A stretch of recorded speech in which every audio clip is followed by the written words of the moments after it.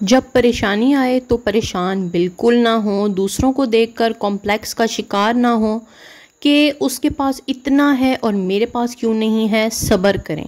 دوسروں کو دیکھ کر اپنی قسمت کو کوسیں نہیں، دوسروں کو دیکھ کر پریشان نہ ہوں، دوسروں کو دیکھ کر اپنے آپ کو کمپیئر مت کریں کہ اس کے پاس یہ ہے اور میرے پاس یہ نہیں ہے۔ السلام علیکم، کیسی ہے میری یوٹیوب فیملی؟ امید کرتی ہوں کہ سب خیریت سے ہوں گے۔ اللہ آپ سب دیکھنے اور سننے والوں کو اپنے حفظ و امان میں رکھے اور آپ سب کے لیے بہت زیادہ آسانیاں عطا فرمائے، آمین۔ جب کوئی پریشانی آتی ہے تو لوگ جو ہے وہ پریشان ہو جاتے ہیں کہ ہمارے اوپر پتہ نہیں کتنا ظلم ہو رہا ہے اور یہ ہمارے اوپر کیوں آئی ہے پریشانی۔ بجائے آپ اللہ تعالیٰ سے دعا کرنے کے اور اللہ تعالیٰ کے آگے گڑ گڑانے کے، آپ جو ہے وہ اس سوچ میں پڑ جاتے ہیں اور اسی سوچ میں آپ دن رات جو ہے وہ ٹینشن لے لے کے ڈپریشن کا شکار ہو جاتے ہیں، سٹریس کا شکار ہو جاتے ہیں، اپنے آپ کو دوسروں کے ساتھ کمپیئر کرنے لگ جاتے ہیں، کمپلیکس میں چلے جاتے ہیں کہ اس بندے کو اتنا مل رہا ہے اور میرے پاس ہے نہیں ہے، تو یہ کیا سلسلہ ہے۔ اللہ سے یہ دعا کریں کہ اللہ ان کو بھی دے اور اللہ ہمیں بھی وہ سب دے جو ہم چاہتے ہیں، لیکن حلال طریقے سے، اپنے غائب کے خزانوں سے دے۔ اپنی گفتگو میں ماشاءاللہ، انشاءاللہ، الحمدللہ دوسروں کو دعائیں دینا لازمی سیکھیں، یہ اپنی زندگی کا حصہ بنائیں۔ جس کو آپ دیکھ رہے ہیں خوش، ٹھیک ہے، تو آپ اس کی خوشی میں فوراً خوش ہو جائیں۔ آپ کی جو محرومی کمپلیکس ہوتا ہے وہ جیلسی میں کنورٹ ہو جاتا ہے، اور اللہ سے توبہ اور استغفار کیا کریں، آپ کو اس کمپلیکس جیلسی سے محفوظ رکھیں۔ یہ نہ ہو کہ آپ کی جیلسی، آپ کا کمپلیکس دوسروں کی خوشیوں کو کھا جائیں، یا پھر آپ دوسرے کی جو خوشی ہے اس کو حسد کی نظر لگا دیں، یا کمپلیکس میں آ کر آپ دوسرے کو نظر لگا دو اور اس سے اچھی بھلی جو نعمت ہے وہ چھن جائے۔ آپ کو پتہ ہے کہ نظر کتنی بری ہوتی ہے اور اسلام میں اس کی حقیقت ہے،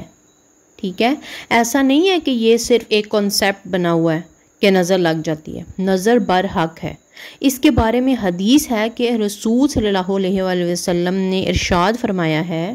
کہ میری امت کے لوگوں کی زیادہ تر اموات یعنی کہ موت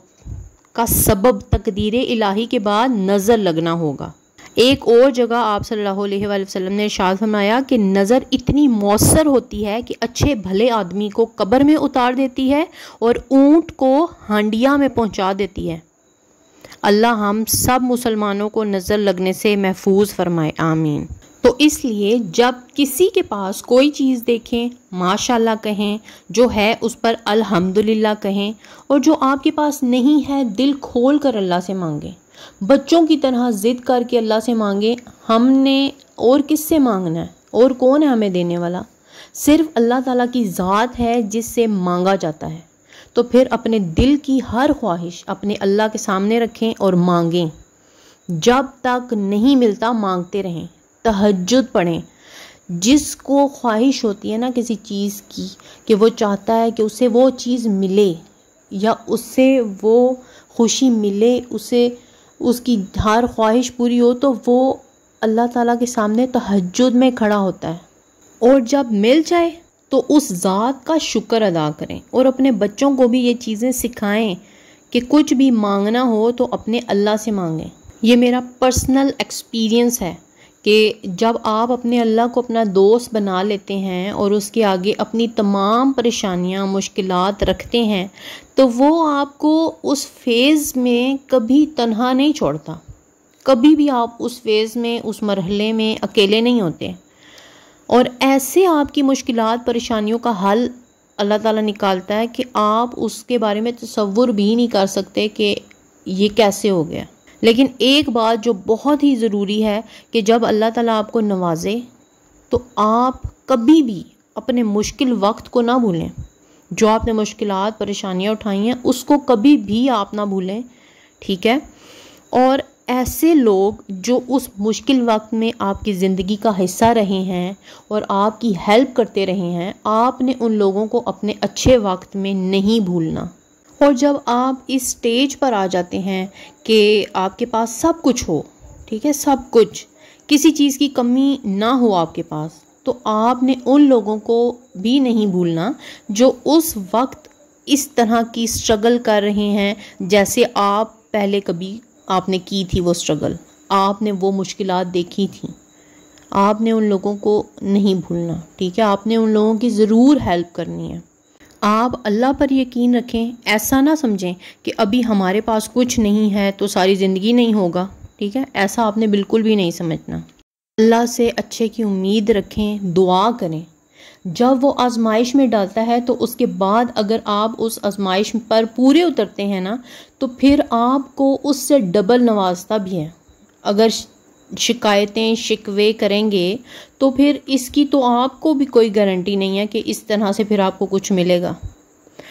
آخری بات یہ میں کروں گی کہ ایک جو پرابلم والا فیز ہوتا ہے اور ایک جو ہوتا ہے نا وہ ہوتا ہے ہیپی والا فیز، ٹھیک ہے، یہ انسان کی زندگی میں دونوں فیز آتے ہیں اور یہ دونوں آلٹرنیٹ ہوتے ہیں، آتے رہتے ہیں، لیکن اگر آپ نوٹ کریں تو آپ کو جو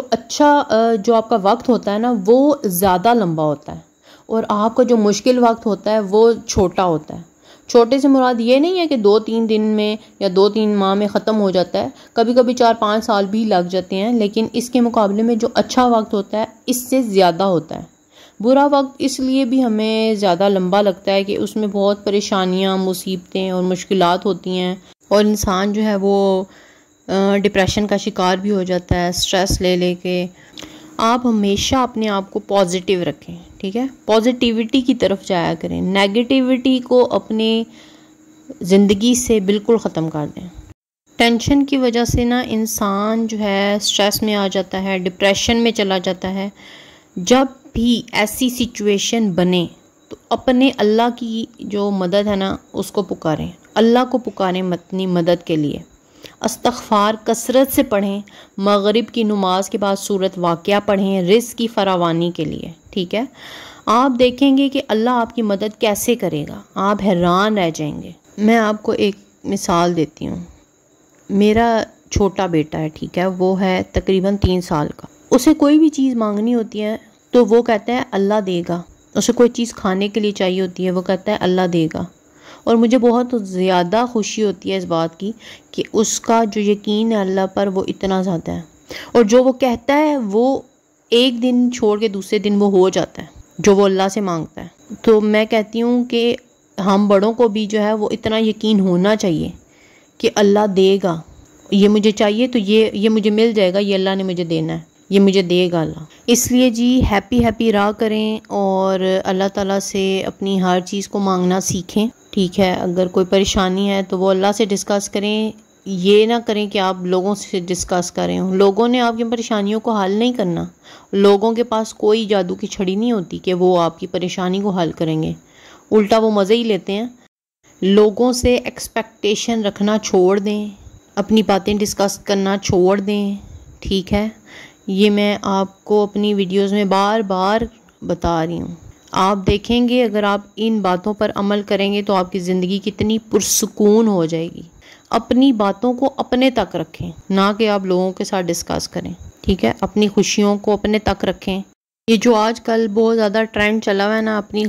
جو بھی خوشی ہوتی ہے یا جو بھی سیلیبریٹ کر رہے ہوتے ہیں اس کو آپ اسٹیٹس پہ لگا دیتے ہیں، واٹس ایپ پہ اور فیس بک پہ، انسٹا پہ، ٹک ٹاک پہ، تو اس سے بہت زیادہ خرابیاں پیدا ہوئی ہیں۔ یہ نظر جو ہے نا یہ اسی وجہ سے لگتی ہے۔ اگر آپ کو اللہ پہ یقین ہے نا تو آپ اس نظر پہ بھی یقین رکھیں کہ نظر لگتی ہے، ٹھیک ہے، اس لیے اپنے آپ کو، اپنی فیملی کو، اپنے بچوں کو نظر سے بچا کے رکھیں۔ امید کرتی ہوں کہ میری آپ کو باتیں اچھی لگی ہوں گی۔ اگر آپ کو میری باتیں پسند آئی ہیں تو میری ویڈیو کو لائک اور شیئر کریں، اور میرے چینل کو اگر ابھی تک آپ نے سبسکرائب نہیں کیا تو چینل کو سبسکرائب کر لیں، بیل آئیکن کو پریس کرنا تو بالکل نہ بھولیے گا، کیونکہ میری جو نیو ویڈیوز آئیں گی اس کی نوٹیفیکیشن آپ کو سب سے پہلے ملے گی اگر آپ بیل آئیکن کو پریس کرتے ہیں، ٹھیک ہے، اور اپنا بہت زیادہ خیال رکھیے گا۔ اللہ حافظ۔